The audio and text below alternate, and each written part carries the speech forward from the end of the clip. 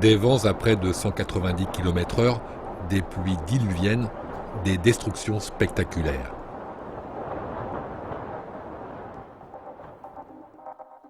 Vince, Ophélia, Leslie, ces ouragans devenus des tempêtes extratropicales sont passés au large des côtes européennes et ont parfois touché terre. Résultat, des dégâts importants, des blessés, des morts. Alors, avec la montée des températures, doit-on s'attendre à vivre plus souvent ce genre d'épisodes climatiques en Europe? Pour répondre à cette question, on va rapidement voir les deux ingrédients nécessaires à la formation des ouragans: la chaleur de la mer et le vent. Alors, très schématiquement, pour qu'ils se développent, la température de l'eau de mer doit être aux alentours de 26 degrés Celsius sur une profondeur de 50 mètres et sur une large surface. Mais 26 degrés, c'est seulement une valeur établie de manière empirique dans les années 50 par Erik Palmen, un chercheur finlandais. En fait, ce qui est important vraiment, c'est le différentiel entre ce 26 et le sommet de la troposphère. Si on réchauffe les deux de la même manière, on ne change rien sur la probabilité de déclenchement d'un système cyclonique.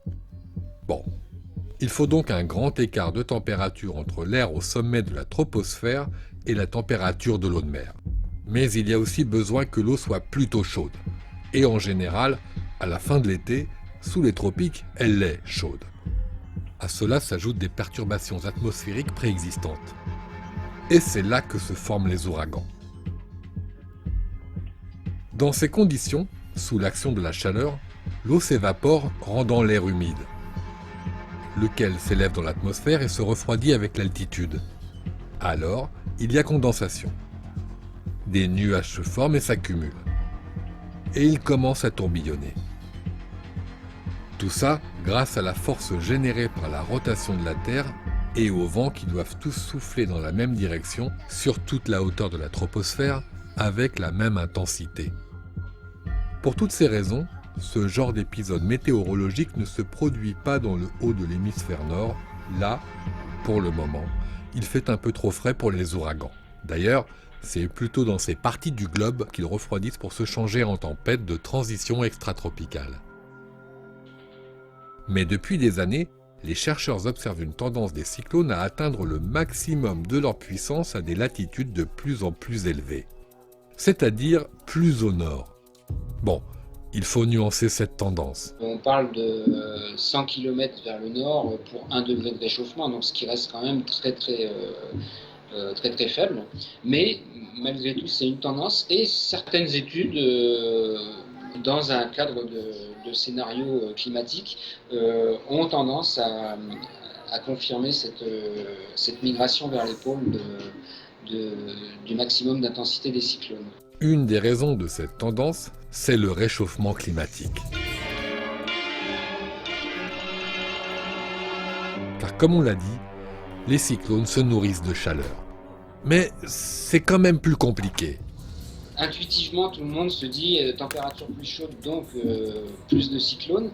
C'est pas ce que les modèles nous disent. Les modèles nous disent, non, température plus chaude, il se passe des redistributions dans la circulation atmosphérique qui fait qu'il y a des conditions un peu moins favorables au développement de cyclones. Et donc, du coup, il y a au mieux stagnation de la fréquence, voire une légère baisse. Selon cet expert, d'ici un siècle, il devrait y avoir entre 5 et 30% de cyclones en moins. Sauf que ceux de catégorie 4 ou 5, les plus violents, devraient aussi être jusqu'à 25% plus nombreux.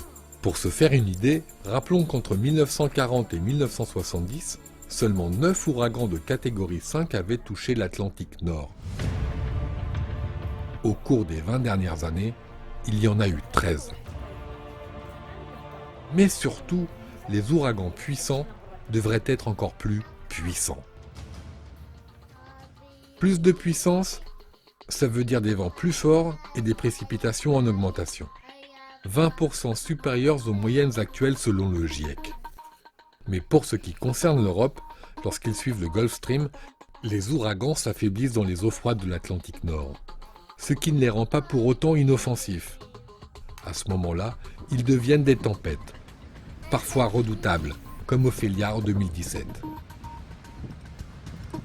Tout ce qu'on a vu avant permet de dire que l'Europe devrait rester peu exposée aux ouragans. Mais il faudra revoir ce constat quand la Terre se réchauffera d'encore quelques degrés.